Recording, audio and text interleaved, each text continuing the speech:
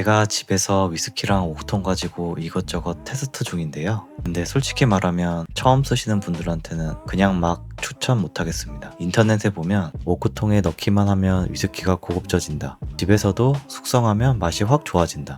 이런 말들이 정말 많잖아요. 반은 맞고 반은 진짜 위험한 얘기입니다. 아마 이 영상을 보시는 분들 중에서도 집에서 위스키 숙성 한번 해볼까? 오크통 사면 술맛이 진짜 좋아질까? 이런 생각 한 번쯤 해보셨을 거예요. 특히 요즘 작은 미니 오크통도 많이 팔고 집에서 하이볼 만들거나 위스키 즐기는 분들이 많아지다 보니까 뭔가 나만의 술을 만든다는 느낌이 되게 끌리거든요. 근데 막상 사고 나면 또 헷갈립니다. 술로 헹궈야 된다느니 탄내가 너무 세다더니 며칠만 넣어도 된다느니 말이 다 달라요. 그래서 오늘은 과장 없이 집에서 오크통 숙성 처음 시작하기 전에 진짜 꼭 알아야 할 것들만 솔직하게 말씀드릴 거고요. 오크통을 처음 받았을 때 바로 술을 넣으면 안 되는 이유, 왜 물을 채워 새는 것을 확인해야 하는지, 처음에 나오는 강한 오크 맛을 어떻게 빼야 하는지, 그리고 위스키를 얼마나 넣어두는 게 적당한지까지 처음 하시는 분들도 바로 이해되게 정리해 드리겠습니다. 오늘 영상 끝까지 보시면 괜히 오크통 사놓고 술 버리는 일은 피하실 수 있을 겁니다.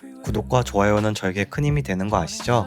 저도 처음엔 그냥 술 넣어두면 알아서 맛있어지겠지? 이런 생각했거든요. 근데 직접 해보니까 오크통은 술을 맛있게 만들어주는 마법 도구라기보다는 잘 쓰면 재미있고 잘못 쓰면 술을 망칠 수 있는 도구에 가깝습니다. 오크통은 어떻게 술맛이 바뀔까? 많은 분들이 궁금해합니다. 그냥 나무통에 술을 넣는 건데 왜 맛이 달라질까? 핵심은 오크통이 숨쉬는 나무라는 점입니다. 오크통은 유리병처럼 완전히 밀폐된 용기가 아닙니다. 나무에는 아주 작은 기공이 있고 그 틈을 통해 공기가 천천히 술과 만납니다.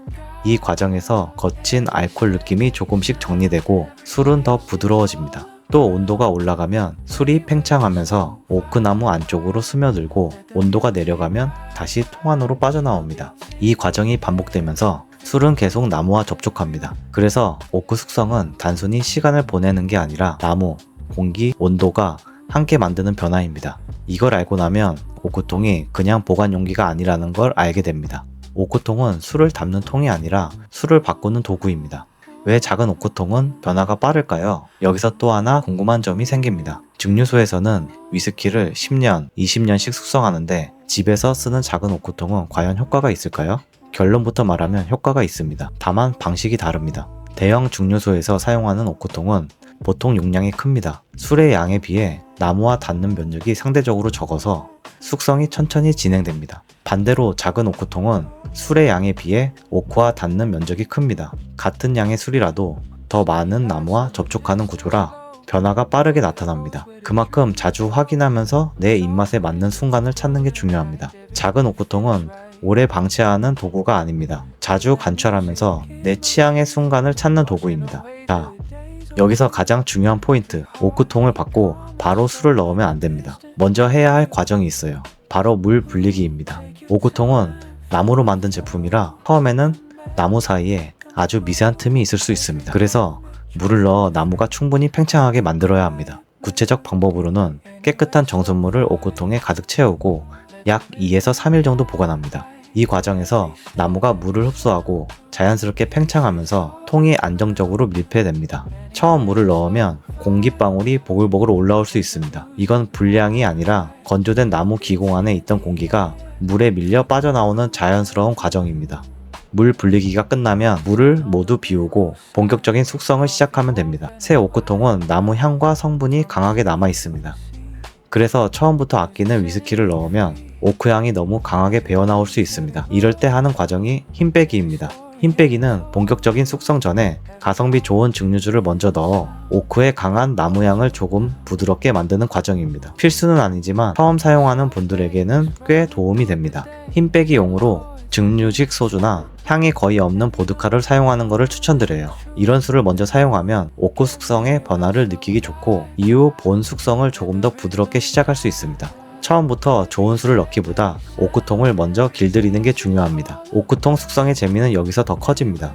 힘 빼기가 끝난 후 그냥 위스키를 넣어도 되지만 더 풍부한 향을 원한다면 시즈닝을 해볼 수 있습니다. 시즈닝이란 오크통에 쉐리 와인이나 포트 와인을 먼저 채우고 그 향을 나무에 스며들게 하는 과정입니다. 쉐리 시즈닝을 하면 건포도, 말린 과일, 견과류 같은 풍미가 더해질 수 있고, 포트 시즈닝을 하면 붉은 과일, 건자두, 다크 초콜릿 같은 달콤하고 묵직한 느낌이 더해질 수 있습니다. 시즈닝 기간은 오크통에 채운 뒤 1리터 기준 약 1개월, 3리터 기준 약 2개월 정도 보관하시는 것을 추천드립니다. 시즈닝이 끝난 뒤에는 따로 말릴 필요 없이 와인을 비우고 바로 준비한 위스키나 증류주를 채워 본 숙성을 시작하시면 됩니다. 시즈닝은 내 술의 방향을 미리 설계하는 작업입니다. 가볍고 달콤하게 갈지, 묵직하고 과일향 있게 갈지 내 취향에 맞춰 밑그림을 그리는 겁니다.